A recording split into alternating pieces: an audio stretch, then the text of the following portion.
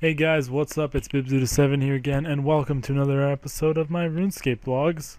In this one, we are going to be going over a couple things I've done since the last episode, as well as what I plan on doing, and I'm also going to talk about the polls that recently came out, I think just today, and as well as what I plan to do in the future. I've been doing a lot of dungeoneering today. I am currently only 300k off of 111 dunge, so that's pretty cool. I'll probably get that tonight. If not tonight, then for sure tomorrow, because I have a notepad right here. Yeah, I only have 3 occults left, and then I have to do my rushes and resets, so that kind of stinks. But at 111, I actually unlock a new floor, I think. Pretty sure it's every odd level you unlock a floor. Is that correct? Yeah, so at 111, I'll get floor 56, which is pretty cool, so I'll be able to have another warped to get me some more experience. And if I can level up before I have to reset, that'd be nice to get some more prestige and stuff. But yeah, that's mainly what I've been doing in the past few days is dungeoneering when I'm not doing my Slayer series. As you guys can see though, one thing I bought from dungeoneering, I actually picked up a chaotic staff. I bought that today because I wanted it because I don't want to have to buy an Armadillo battle staff back at all, and I don't have a wand and book or anything yet. So I thought I'd just buy it. It's a good, powerful mage weapon that I can get pretty much for free. I mean, I have to repair it every now and then, but still, it's basically free because I bought it for dunge tokens. And yeah, that's very nice. I actually bought that because I currently have a Dagonauts task for the Slayer series, and I'm going to be going to DKs for it, and I didn't have a mage weapon, so I figured why not get myself a chaotic staff. And I think actually at 8 o'clock it's currently in 20 minutes. It's like 7:40 right now. At 8 o'clock, I'm pretty sure the Livid Farm double points begin. I'm not 100% sure on that though. I'm gonna have to like look it up and everything. But that's when we get our keys and our ports reset and all that. Where I live at 8 o'clock, that all happens at 8 o'clock because of the time differences. So I'm thinking that's when the double points are gonna start. So I'm gonna be at Livid Farm, like all night pretty much, and then all tomorrow as well. Although I do have to work tomorrow, which kind of stinks, but I'll still be doing Livid Farm as much as I can over this weekend, trying to knock out that requirement for the completionist cape. And I'm looking forward to being able to do that. One other thing I've been working on is the music tracks. As you guys can see, I only need 3 more music tracks on my list. I have you guys might not be able to see it, but trust me, it's 990 out of 993. The 3 that I need is I need a champion scroll to be able to get one of the music tracks, which is like it's the music that plays when you complete a champion scroll in the Champions Guild. So I need to get a champion scroll before I can do that. And the next one is I need to do the Rise of the Six boss battle. You get a music track from that. Although I'm probably not going to be doing that until maybe I finish the Slayer series or something, and maybe I can get Ascension crossbows in order to be able to do the Rise of the Six. So that's not too hard to get though. If I really need to, I can just go in there and then just telly out just with a couple of friends just to get the music track.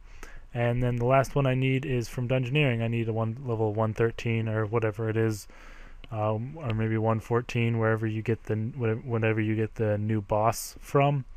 I think it's 114 actually, and then I'll have all the music tracks, which is very nice. And I pretty much have done everything else. I'm just going to look up completionist cape requirements because I use the RuneScape wiki's little checkmark thing. It's really useful. But yeah, things I did. I got the Bones to Peaches spell from the Mage Training Arena, which took a hell of a lot longer than I thought it would. It was really boring. The easiest one is the one that you need the most points from. The enchanting pizzazz points are really easy to get because you can just enchant the dragon stones and hop worlds and you get them really fast.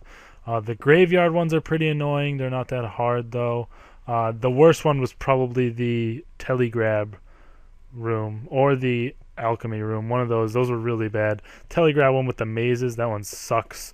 But the one with the alchemy takes a long time and it's boring. I don't know. That was a lot worse than I thought it was going to be. I thought that was going to be easy to unlock, but yeah, it was really annoying. But I did get Bones to Peaches done, so that's cool. I need to get the task still from the Livid Farm, but then I'll have all tasks completed. I, of course, need all the spells from Livid Farm and 120 Dungeon, and then the few music tracks I have left. And I must have constructed Tuska Mask, and that's all I need for my comp cape, because I also found all the Memoriam crystals on Runescape, and I fought all the 4 in the hill at once during or after Fate of the Gods. And I don't know if I mentioned this, but I did complete the Majrat Memories mini quest over the weekend, which was pretty cool. I got that done. Took a long time, was really boring just doing divination for like a lot of hours, but I just watched Netflix while I did it, and I got that finished, so that was boring as hell. And I think it's funny how it's called a mini quest, but it takes longer than any actual quest. Kind of stupid when you think about it. And I also caught 1,000 charm sprites and unlocked the enhanced Yak Twee stick, which you can see right here. That wasn't that bad. It was kind of weird because I thought the Bones to Peaches spell was going to be easy to unlock, but it was actually really boring and long. It took a long time. And I thought the Yak Twee stick was going to suck ass, but it was really easy to actually unlock that and just get the stuff done, catch the charm sprites. It didn't take that long, and they weren't that hard to catch. So yeah, I knocked out a bunch of requirements, and now I only have just a few left. The biggest one, of course, being Dungeoneering until I can get my Completionist Cape. So I'm really looking forward to getting that, something I've always wanted. But when you think about it, it's really not that hard to get it once you already have the max cape. Once you have the max cape, and as long as you're willing to do Dungeoneering, like pretty much everything else is easy. I mean, I guess the Livid Farm is kind of hard, and if you are not into quests, I guess that might be a little bit tough, but most of the other things are actually just really easy to get, and just easy things you can just do. You know, you can do a bunch of them in one day if you want. So yeah, I'm pretty excited to be getting so close to the Completionist Cape, and I'm looking forward to getting there. I also restocked my potion supplies. I made 500 overloads. They were like, 500 3-dose ones, which was awesome to be able to buy those. That's why my cash stack's so low. I only have 13 mil, and I also have a bunch more super restores as well, which is nice. So I got to restock all that stuff. But yeah, that's basically all the stuff I've been up to, just doing the comp requirements and things like that. And yeah, but either way, I'm going to talk about the new polls that came out. They still don't have a Dragonstone poll, though, but they released a new Diamond and Ruby poll. The Diamond one is pretty interesting, and I think kind of significant for me and for my videos as well. And you guys will see why here in a minute. But what it says is they'd like to bring a non-combat update later this year, taken from suggestions, but what should it be? The VIP Q&A actually talked about this stuff a lot, and talked about all these things pretty much, which is kind of interesting how they took those directly from like sort of the questions the VIP members asked. But one of them, and the one that is currently winning, is make runes more valuable. And it says they're going to make runes and rune essence more useful and valuable, and make altar running worthwhile. And I honestly don't really understand how they're going to do this, because it is kind of like weird the way they say it. Like, how are they going to make runes more valuable? Like, are they going to make spells cost blood and death runes again? That'd be kind of good, and maybe cost a bunch of them as well. Or are they going to, like, I don't know what they're going to do. It's kind of weird, but we'll see, because that one's clearly going to win. It's like over double almost all of the other ones in votes if you look. So that's pretty interesting. And why is that significant for me in my videos? I mean, let's take a look in my bank. Well, actually, I can't really show it, but in the Barrow's Beast tab, I have like over 400,000 mine runes or something like that. I have a ton of chaos runes, tons of deaths, tons of bloods. So if runes end up going up in price as a result of this update, my Barrow's tab is going to be worth a hell of a lot more. So who knows? I might have to, hold off selling it until this update actually comes out, because it could help me make a lot more money if the runes actually do go up a lot, because they are more valuable. I voted for the skilling boss because that lost in the last poll for the new boss that we wanted. So I'm not really sure why people aren't voting for that. I would really like to see the skilling boss implemented. Hopefully it comes back yet again in a future poll, but people just don't seem to realize how cool it might be. Construction update. I mean, construction does need an update. I think we can all agree on that. It's just I don't really care if it gets an update because I'm already maxed, and I don't really I don't really care about like making my house look good or anything like that. I'm not a big fan of house parties and stuff. But they say if you read it, they're going to add a new training method with a time-based component, kind of like how player-owned ports works. So I guess it'd be something like in your player-owned house, you can set a building project to like start building, and then it'll take 2 or 3 hours, and you'll use this many resources and get this much experience, but you don't actually have to be doing it for that amount of time. I'm guessing that's something like the way it would do, but I'm not really interested in that. That's why I voted for the skilling boss. And then the minigame spotlight is get more players into existing minigames with weekly challenges and week-by-week bonuses to reward participation. Yeah, the minigames definitely need something in this game to get them back active. Like pretty much all of them, I'd say, need an overhaul of their rewards. I mean, aside from the ones that have recently come out, which, as you guys know, they're actually pretty popular, like Heist and Cabbage whatever Bonanza thing. Those are pretty popular minigames because they have good rewards. Like the Slayer VIP tickets, fantastic rewards from the Cabbage game, and the bonus XP from Heist is actually pretty good. So those things are pretty good to do for, you know, if you're bored and want to just play a mini game and you want to get some good stuff while you're doing it. But other things, you know, like other mini games don't have that great rewards anymore.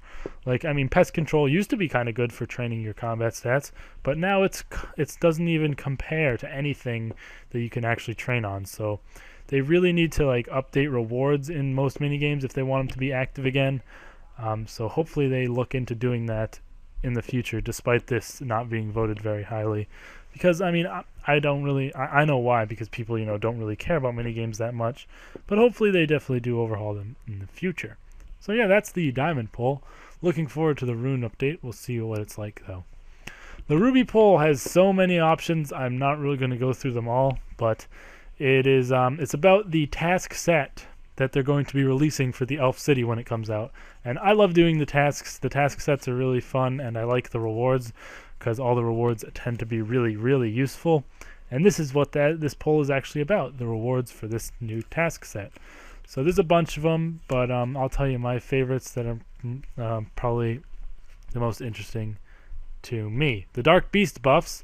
You're going to gain combat buffs against Dark Beasts and improved drops. I'm really interested to see what improved drops they end up having. Hopefully they drop a lot more rune items, maybe some higher leveled runes like Bloods and Deaths more often, and maybe some good gems like diamonds and stuff like that, because they definitely need a buff in their drop tables.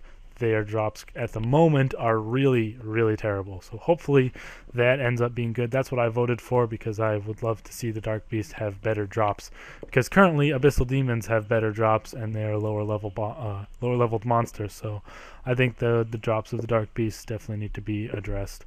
And the one that's currently in first place is the Elf Land teleports, which is teleport easily to various locations around the Elf Lands.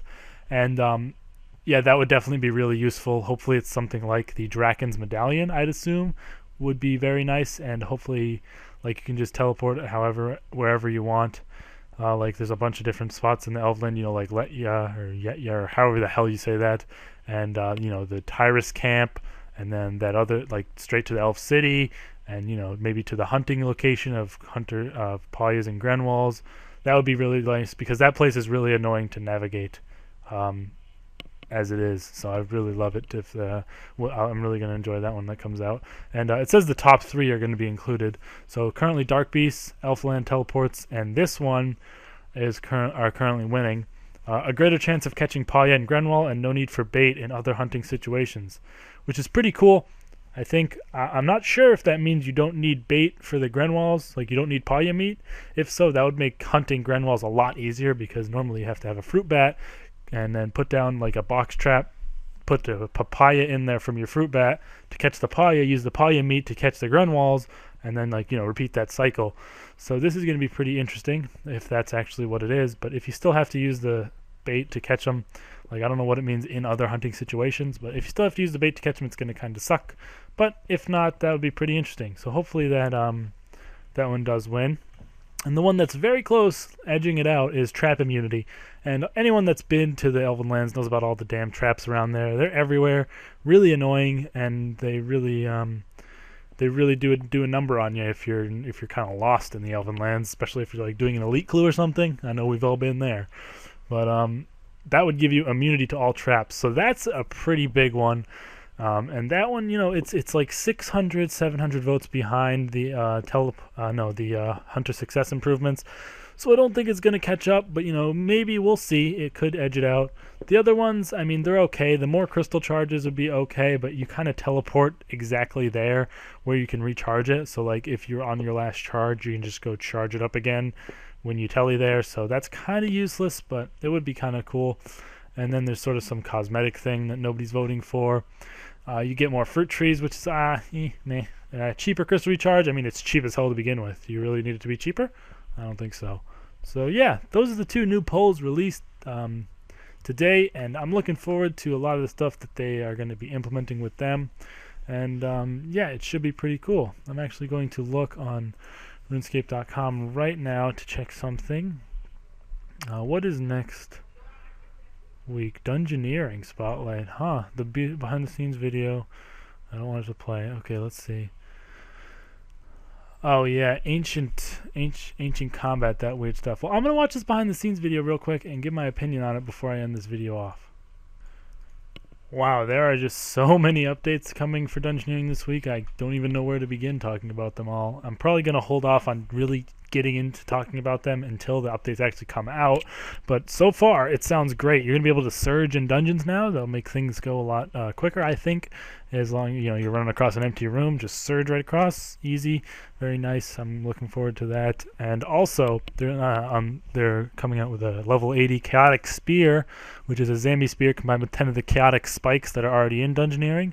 Very nice. And they're coming out with a gold accumulator. Oh my god, I am so excited for that. You guys have no idea. People have been asking for this forever, and basically what it has to be is it'll just pick up gold for you automatically. Well, like if it's dropped from a monster, it will pick it up for you automatically, and I am so excited for that to happen. That's going to be the best. That's going to be the best Dungeoneering reward out there. And they're also introducing a gem bag upgrade. I'm not really sure what that is, but like I'm sure I've forgotten a few things that were talked about in the video. There's a new resource dungeon that's going to have level 90 Slayer monsters in there, like new level 90 Slayer monsters, and there's going to be a bunch of new pets, little baby frost dragon. I'd like to get myself one of them. But yeah, still, like, there's so many things coming out this week for Dungeoneering. I am going to definitely make another video on it when the update actually comes out on Monday or Tuesday of this week. So, yeah. Hope you guys enjoyed this video. Hope you're all looking forward to the next week's update for Dungeoneering, and I'll be uploading a new episode of The Barrows Beast tomorrow, so you guys can look forward to that, and I'll see you then. That'll probably be uploaded a little bit earlier in the day, or maybe not till late at night when I get back from work. Just depends on when I can get that video edited and rendered and all that. But I will see you guys then. Like and favorite if you enjoyed this video. Subscribe for future videos, and I will see you guys next time. Wish me luck on my Livid Farm grind, as it is going to begin in about 3 minutes. See you guys next time. Peace.